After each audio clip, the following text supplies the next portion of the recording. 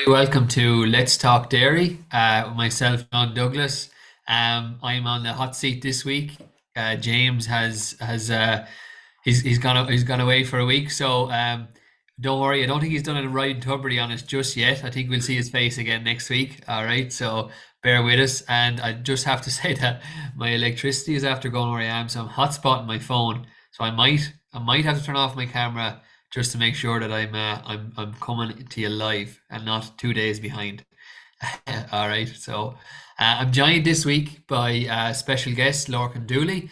Lorcan is one of the top dairy advisors in the country, and Lorcan, you're very welcome to Thanks, the thanks, John. Thanks for having Talk me. Dairy. Yeah. So Lorcan, we'll come back to you shortly. I just want to first put my Grass 10 hat back on for a minute. I'm going to give everyone a grazing update. So I'll share the screen here for a second. So we're just looking at the Grass 10 newsletter here, and we're just looking at some of the data coming in. So this week, growth has still been very strong. So obviously, the grazing side of things, the D word is on everyone's mind. That dreaded D word that we get this time of year, especially in the east side of the country where I'm calling from, and that's the drought. But we have to be very careful here because things are still growing very well. And while we might have to make decisions to change what we're feeding and a rotation length over the next week or 10 days, depending on where you are, it's very important that actually farmers are still out walking their own farm and getting a feel for how grass is still growing on the farm. And like, you have to bear in mind that dry matter in grass has increased dramatically over the last week. Like last week, we were getting dry matters in grass at 16%, 16, 17%. This week, they're up 21, 22%. So there's a lot more feed in those fields. So while it mightn't look as much, there's a lot of feed still in those paddocks. And use the cows. The cows will tell you if the graze outs aren't as good as they were. There's more grass in those paddocks than you think. Okay, so growth is still strong in a lot of places, and we have to be mindful of that. And if it has probably slowed down in some places. Now, looking to the week ahead, this is where we're not really talking about maybe having to make too many changes this week on most farms, but given the predictions for the week ahead and the weather pattern, we're looking at things drying out further, soil moisture deficits becoming more widespread, and that will obviously have an impact on grass growth. And so the big things, really, to summarize what we have to watch for on the week ahead is, yes, we might have to manage through this dry spell, but measure your farm. Continue to walk the farm every 5 days to actually identify the growth and grass supply on the farm. Keep fertilizer, I suppose, out on some of the heavier soils that are and wetter paddocks maybe that are still growing well. So not every farm will be bone dry, as there's only certain paddocks that might be at this stage, and other parts are growing well. So keep a little bit of fertilizer on that, and maybe some parlor washings onto some drier paddocks. We've seen from 2018 that they seem to respond well to that. Continue to correct grass quality, especially on farms that have good growth rates at the moment. A lot of cover per cows on average farm covers are high on some farms, so get them back to where they should be to correct grass quality on the farm. So that would be sort of my summary for this week of a grazing update. And we're going to talk about this again with Lorcan, obviously, because Laois would be a dry area as well. So Lorcan, I'll go back to yourself now. I suppose we're into the 1st of June today. So we're at the start of what is it? I think the weather woman said last night, the meteorological summer has started. So you're here to discuss, I suppose, where the focus should be on dairy farms for June, what you're observing from clients over the last few weeks, and maybe what they're thinking about for the few weeks ahead. You're based in the Portlaoise office, and you have a lot of experience, I suppose, successfully helping farmers improve their efficiency and profitability on the farm. And I'm sure all your Laois farmers would agree with that, Lorcan. And so we're very lucky to have you here this morning. So thanks for joining us. And just for anyone who's tuning in there as well, just to say that, take some notes, ask some questions. That's what it's all about. It's about this learning. So if you have any questions for Lorcan and myself, please fire them into the chat. Okay. So Lorcan, maybe just start off, set the scene for us, I suppose. What are the good dairy farmers, or the top dairy farmers? What are they focused on for June? Well, John, look, thanks again for having me on this. And I think it's to kick off, it's been a difficult year so far for every farmer. We went from mud to dust very quickly there in the last couple of weeks. But what the top farmers I see, I suppose, are dealing with at the minute, what the big conversation piece seems to be around is quality, grass quality. So look, drought, and we can, that D word, say we're not there yet. Like Laois, as you said, it is dry, and there's some very dry farms, but it's, for a small county, there's a massive variation between soil types, between areas, and also within farm.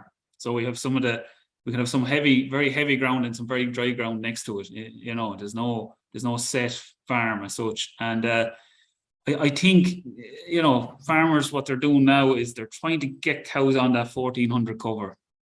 And that's getting challenging now. So we had in the last round, I think, a lot of bales taken off, and there's nice after grass coming, but still there's quite a few heavy paddocks. I was on one farm the other day there, and what you consider maybe a somewhat dry farm, but he's still bombing grass. He's grown, was it 75, 80 there, and his big issue was just this hairy paddocks there. He's great after grass coming back from some of the fields.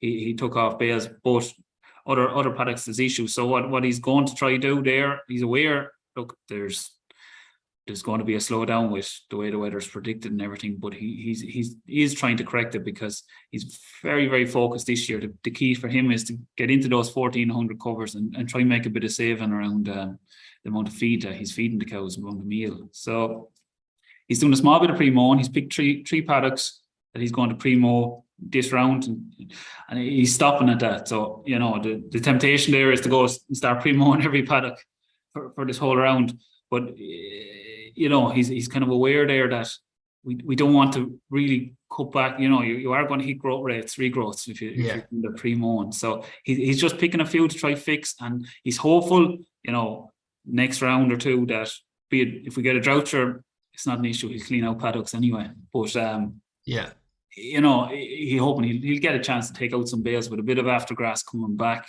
from the first cut silage as well, that he's going to be able to graze. So that grass quality piece will be a big one, and just trying to maintain that, just with that big focus this year we have with groups, especially, is around trying to keep that costs down, with the way milk price is. But the other bits, look, I'm familiar, a lot of farmers, look, we've had this campaign there just to get the single farm payment done, and guys are tired. So I would be saying, I think the bigger focus on a lot of good farms is to try take a break now. So even look, ideally get away for a week, but some farms you might July, August might be when your holidays booked with kids and whatnot. But there's absolutely nothing wrong with John. Even just to get a weekend away, just take 2 days off, even if you don't go anywhere, just get away from the farm, reset, get the head right, because there's probably very few farmers have got many days off up until now, just with the way the year has been, and I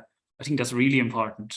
Just reset, and it's kind of like if you get a good night's sleep after maybe a few rough nights or something like that at calving, you get a good night's sleep, you're a lot fresher that day. So, but if you've gone over a period of months there where you're just working, same thing applies. A few days, just refreshing you up.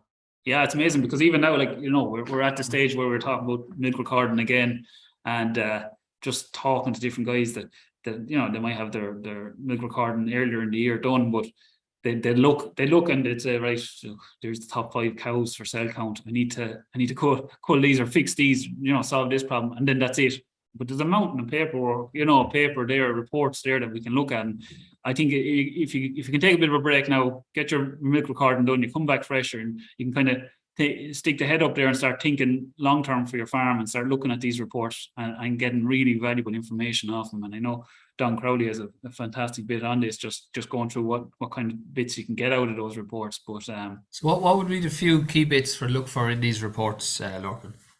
Yeah, look, like the obvious one, I think what tends to happen is we look at cell count, and we look at what few cows are high cell count. That's it, and we don't look at any other reports. But at the end of the day, even I know breeding is we're well into it, but still there's time there to if you can identify cows that aren't performing and consistently haven't been performing, be it for yield, fats, proteins, whatever way you want, we really don't want to be breeding off those. So there's scope there to earmark cows for beef bulls, or even just for culling going down the line, and there's a lot of information there. Even if we look at how did the spring go, if we see the overall big picture, there's maybe a lot of selected dry cow went on, or different issues around that, and how did we perform? We had a lot of people had to house cows in March again, and what did that do for my cell count? What did it do for my performance?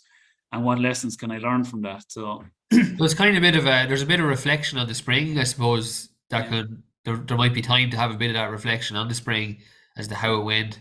What could I do better next year, or what could I set up for myself better long term? Yeah, because yourself, John, the whole conversation there over the last few months, we were talking about, in March there, collapse in protein. Why is it gone so bad? What's happened? And sure, the reality was there was just too much bad silage there. There wasn't enough good silage to keep those cows right. And that's definitely something I think on farm now. When you talk about what are some of the more progressive farmers doing, I think after that there was a big focus on making quality silage, and we've done it. Like if you see there, starting mid-May, like there was a lot of silage made. Even at this stage, it was the 1st of June, I'd say 90% of silage is done at this stage. So it's going to be excellent quality, and even I see there was determination there to make it right. So nitrogen was tested. It was given that extra couple of days to get through the system. We gave them good wilt. Look, I'd have to say that I think there's going to be fantastic quality silage. Now, yield wise, not bad. There's the general gist of it was people were nearly surprised that they didn't think it was going to be as good as it was. So we were hitting 9-10 bales to the acre, that kind of thing. So and is that that would have been on fields on paddocks that got grazed this spring, Lorcan? Because I know there seems to be, it was a bit higgledy-piggledy there for a while. Guys had some of the silage ground got grazed, some of it didn't with the weather in March. So they were thinking, like, should they cut some of it earlier because it didn't get grazed and all that. So do you think overall yields and quality are pretty good? Yeah, I do. Look, I know what you're saying. There was some paddocks there, and it could have been October since it was grazed, and there was a bit of a dead material. But look, we got fantastic weather. It was still early. A lot of people that had that type of grass that wasn't grazed at all were able to go mid-May and get it in good. And then some of that stuff that was grazed earlier in this year, like obviously that's going to be fantastic stuff. So there's no, I do. I think it's good. I think it's probably, you talk about what's happening, and the other bit of, I suppose, homework that needs to be done is just looking at your own situation. So how much silage have you got? Have an idea, I suppose, of what second coats are going to be like, and what do we need to do to change it if we're in bother. And the thinking here would be, look, we want to keep making this good quality silage. So we have it for the weanlings, we have it for milking cows, and we're producing more and more, I suppose, milk off silage, be it because we have shorter dry cow periods and the different issues around stocking rate and that so we do need that good quality silage. And I know some of the guys that have done the sums, what they're planning, they're happy enough to have this good silage. They'll have a decent second cut also, but then they're going to try and buy a bit of hay or straw just to dilute this silage for any of those dry cows feed, or overweight cows, different things like that. They're much happier to have the quality feed than opposed to having poor quality silage. They feel they can stretch the quality feed, because what they really got burnt with was having bad silage and then having to try and improve that with meal, which is over 400 a ton. So it was just really, really burnt them. So I think and even with that, in cases it wasn't working. Yeah, no, sure. Look, there's only so much you can do, and you don't want sickening cows. So definitely, that's a big one, John. Going down the line, I think that's changed. And even we look at that red clover silage scheme, I have quite a few guys that are after putting in a bit of red clover, and they're actually very, very happy with it so far. And I know, look, it's the first year, and you know it's going to tell how long will it last, how long won't it last, but That's also another key area where yields are good, and I think it's going forward. It's going to be a great option for reducing our nitrogen and making a bit of a saving that way. For maybe being able to target a bit more nitrogen on other fields or paddocks that need it. Would you feel the farmers in your groups, like after this year, are the silage pits more empty than other years, Lorcan? Yeah. So if we look at it, say we were talking about in March, we were getting tight, like on farms. There was a lot of farms that were looking at the backs of walls, and even probably some farms where there was stock out, be it young stock, they just had to get them out because they wanted to ensure that they were fed. So they were definitely, and I'd say, look, weather's been kind now, growths are good, and there was paddocks taken off there in the last month, as well as your typical first coat silage. But there's going to be a big push there to fill pits and to really start being proactive now. Yeah. And to get trying to get maybe Look at your options. Yeah, trying to even just get some second coat silage off maybe neighbours or different things that have enough, or get that hay, get that straw now, rather over the next couple of months, rather than trying to get it at the winter time. Yeah, I think that word proactive is a big word when it comes to securing winter fodder this coming winter, I suppose. That a lot of the reserve is gone, and guys, I think, feel confident that they would make enough to replace what they need, but that reserve might not be there. Yeah. And I think that's where it needs to be proactive on that. Yeah, even like the hot process now, I think a lot of guys is that reserve, that extra month's feed. That's what they're trying to target. Like. And so, what are your guys doing that are fertilizing for second coat, Lorcan? Because obviously, I know it's gone dry, and maybe guys have been the last week question whether you should put slurry out on it, and what do you see going on? Good question, John. Like it's the $1 million question, isn't it? Is everyone's thinking it? What I seen happening was so look, mid-May silage cut that got full fertilizer allocation. Do you know what I mean? Not an issue. Got your 60 units of nitrogen, whatever, or your 2,000 gallons of slurry.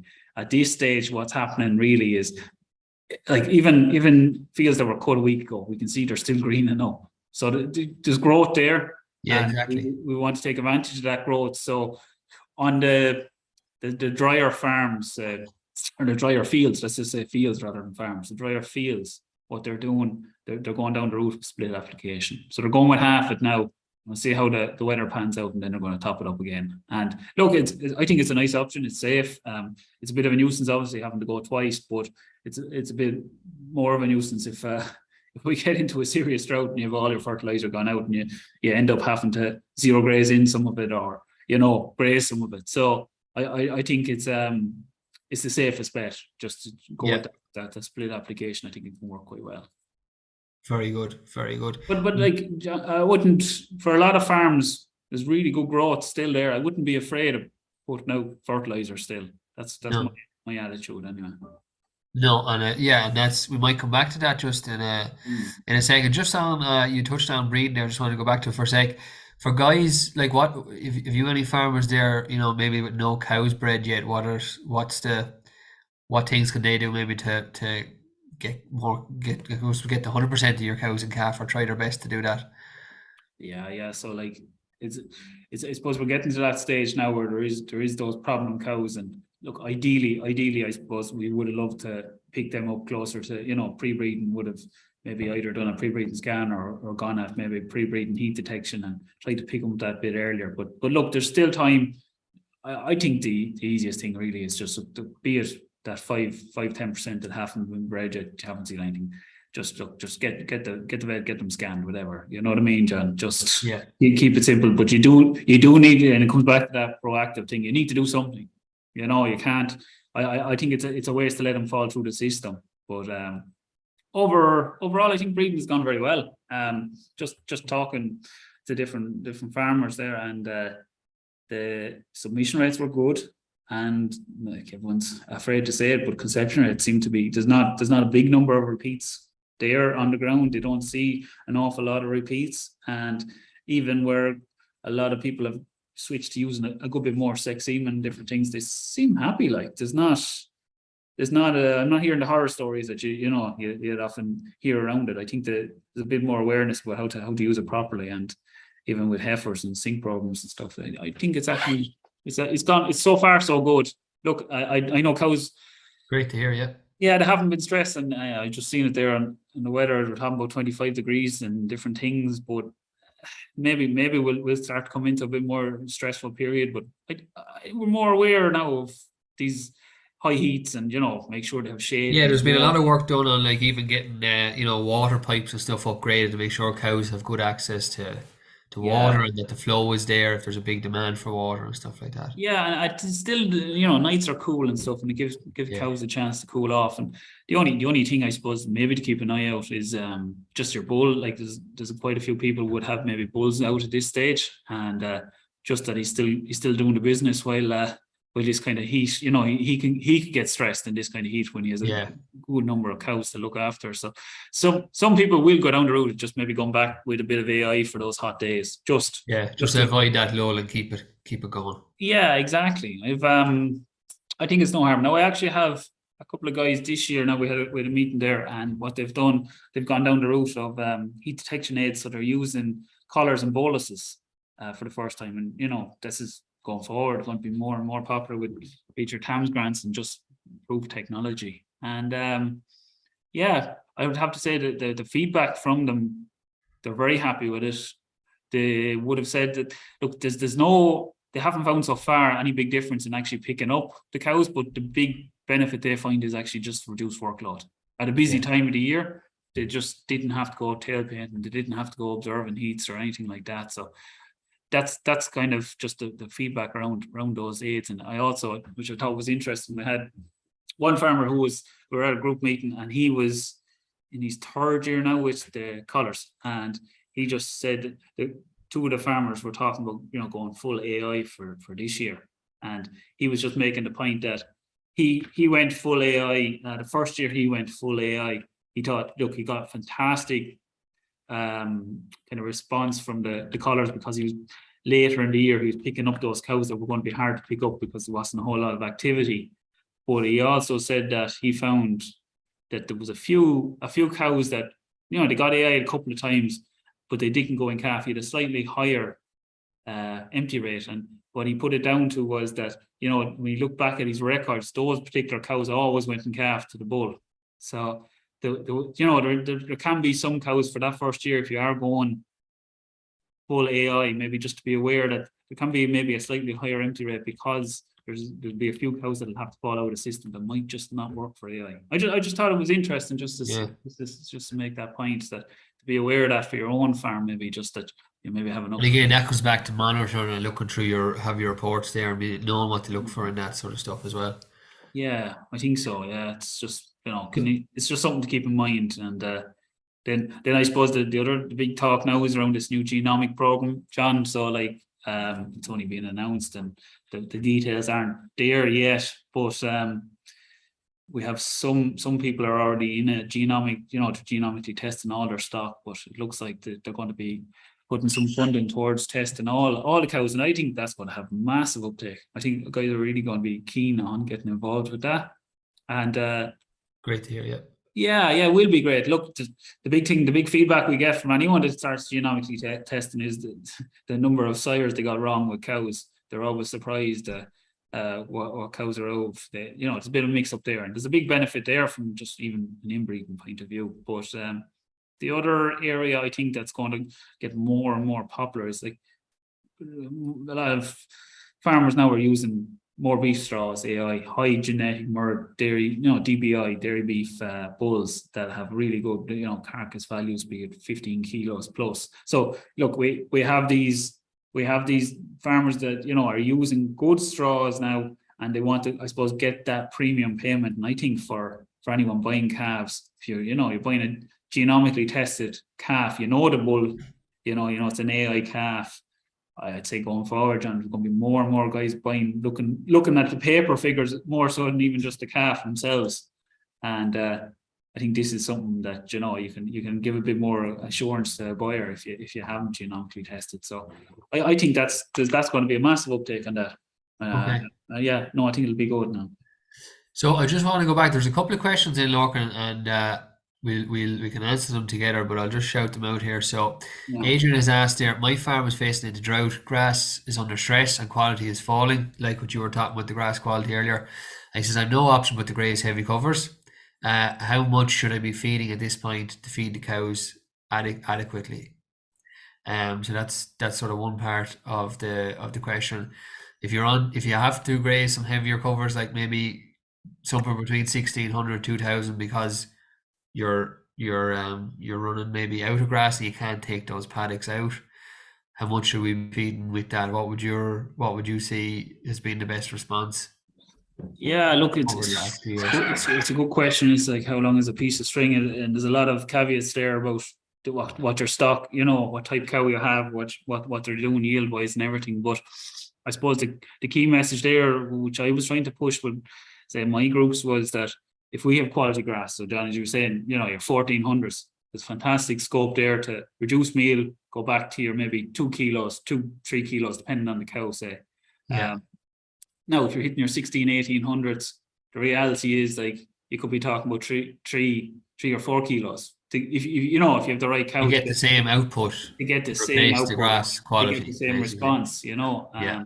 So But that comes at a higher cost then, so it's kind of like, where do you sit then within that? yeah, exactly. It's difficult to just give figure on one that. answer fits all, but definitely I would say like those heavier covers for guys that are really being hit with, say, drought, and maybe some of the very, very dry farms probably are. What I personally like seen doing, some people do to try balances, is maybe say, look, you hit that with your evening graze, and say you go into your heavier cover, strip of that, and then you're going on a lighter cover maybe, just to try to balance it out a bit. So then you're probably not really changing the meal that much then on that, really. No, it's not. Look, it's marginal, to be honest with you. Yeah, exactly. The grass is the majority of the diet there. So anyway, yeah, I think I just try balance it as best I could with some good quality grass with that poor quality. Or that's great advice. Yeah.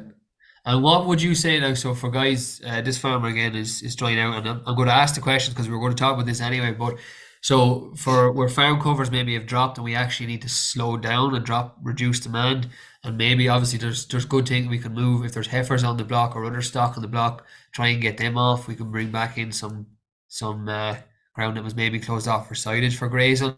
But if that's, I suppose, after those options have been, I suppose, gone through, we're back to, I suppose, feeding the cow. And what do you think is the best, maybe economically and also practically? People forget the practical element of this feeding the cow as well, and it's going to be different for every farm. But what do you think is a good balance, I suppose, for I know we're probably in like a 6, 6, 6, 6 and 6 scenario, Lorcan. Like, but what do you think? What has worked best for guys in Laois over the last couple of years? Because I know they've suffered drought at different times. Yeah, look, it's like that, as you said. Look, it all depends on the farm, and there's different farms of different situations. Some of the really, really dry farms where covers start to melt, what tends to happen is the lesson they've learned is just graze on and try to get through it while it's still there. But in general, for your typical farms, what I see really working well, like there's a reason you took those good quality bales maybe in the last round or the round before that. You took paddocks out, and the reason you have those quality bales is for drought situations, John. Like, we can try to hold on to everything, and I think we'll use them at a different stage, but don't be afraid to use them, I think. And I think, look, the easiest thing is go with your couple of really nice bales that you've made, and it's amazing how much those bales can stretch it. 30, 40 bales could get you through a drought, depending on your herd size. But so you're looking at your meal, your bales, and your grass, right? You're going to try to keep it as close to that as possible. Keep some grass in the diet anyway is key there. And then after that, what are you looking at? You've stock gone. Maybe bringing in some of the second coat in the form of zero grazing, but it's not ideal, really. I think the preference for me will be to use those good bales that you've made if you have them.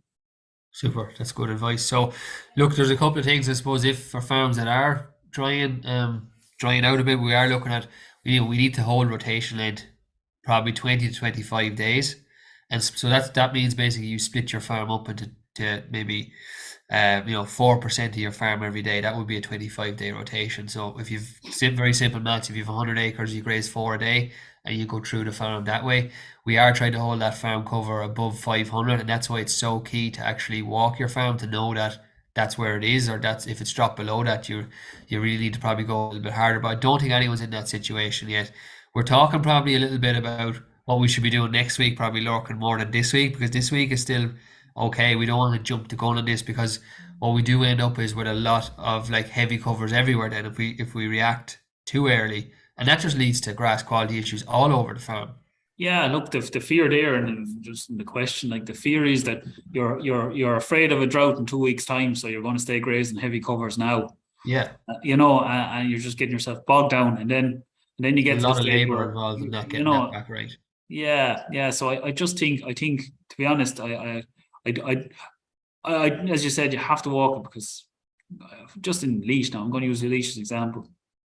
Between high dry matters, really good clean outs, and growth rates, like things are still going okay this week. Yeah. We've another week or two of it anyway, and whatever happens, then we'll have a much better idea next week. If we're starting to hit the soil moisture deficits of the 50s, as we said, and growth start to come back, and we see in the weather that we've another 2 weeks or no rain predicted in the future, like fair Yeah, enough. like it's We still can, predicting 50s, in around the 50s and 60s for a lot of farms next week. So I yeah. think with the good farm cover that's there, they'll do that, and there's cover on the farm. So just as one final question there, it's back to the fertilizer we were talking about earlier. So how long does the protection last on protected urea? So that is urea will, when it's applied, as soon as it hits the atmosphere, there's volatilization, and that releases nitrogen into the atmosphere. So that protection actually stops that part. That usually happens over the first few hours. So that protection that's on the urea will actually last a couple of days. So therefore, it reduces substantially the amount of loss. So after that, like even normal urea, if it's sitting on the ground there after a couple of days, it's not really losing it. It's lost it all in the first few hours, most of it. So will it stay there? Yeah, it will stay there. In the fields with good cover, is that enough to get fertilizer into the ground? I would say on heavier soils or wetter, clayer soils, probably is enough to get it in. On drier, sandy soils, maybe not. So, look, we're looking at maybe drought-prone areas again, going back with some powder washings, collecting the yard stuff, maybe a little bit of that sort of stuff on the drier paddocks, and keep a low amount. We're talking maybe 15 to 20 units. That's all we're talking about per acre at the moment, going on some of the heavier paddocks that are still, as Lorcan says, still growing Still very growing. well. Look, when it's growing, I think spread it, and when it stops growing, stop spreading it. And Yeah, if it's slowing down a lot, just cut back on your fertilizer. Then yeah, you reduce rates. I think it'll work really yeah. well. Um, So, look, Lorcan, we might finish up there. We've done our half an hour. We made it through. We're both novices here this morning, so we made it through. So thanks very much for that. I suppose to summarize, it's getting grass quality right, and maybe anticipate next week, have a plan with rotation length and farm cover, and feeding on your farm as to how you're going to do that if things are getting dry. But still correcting grass quality for a lot of farms that are still growing well. So that would be, I suppose, my key takeaway on that. What would your one or two, just to summarize, key points then? What else? Yeah, no, John, absolutely. Look, great points. And then I suppose the key thing there is get that milk recording done. I think take some time to off as a farmer. Look, you need to take it. You're busy spring, and then just look maybe at trying to do a bit of planning then for the rest of the year, be it for silage, be it for finishing out your breeding, be it for stocking rates. It's time to take a break and then start doing a bit of planning for setting yourself up for the rest of the year. Even look, we didn't touch on it, John, but there's got to be big issues around we cash flow, big tax bills coming down the line, and milk price the way it is, we know profitability is going to be quite a lot. So I think there's a good bit of work around planning out the rest of the year and planning next spring, which is hard to think about at the end of this one. But it all needs to happen, and I think the guys that'll do it sooner, be proactive, be it you meet with be it meeting with accountants, whatever it is. If we can do it earlier, we're not left with any big surprises at the back end of the year. Super, Lorcan. And there's just one question came in when you were talking about just on where demand is well ahead of growth. Is the priority to make second cut silage or feed the cow? Um, i.e. use second cut silage ground for grazing or zero graze to keep grass in the diet rather than silage concentrates. Um, or rather than feeding silage and concentrate. So I suppose the grass is on the ground, feed it to the cow when she needs it if you don't have anything else. And you always have options to do something else for the future. But I suppose the key priority is to make sure we're feeding the cow now. So we might leave it there, Lorcan, on that. So Yeah. Lorcan, as always, it's been a pleasure to talk to you. I always get lots of tips from yourself and the knowledge and experience that you have. And I think our viewers have taken a lot away from today's episode as well. So I'd like to thank you, and I suppose our fingers are crossed for some rain to fall, especially in those dry farms over the next week or two.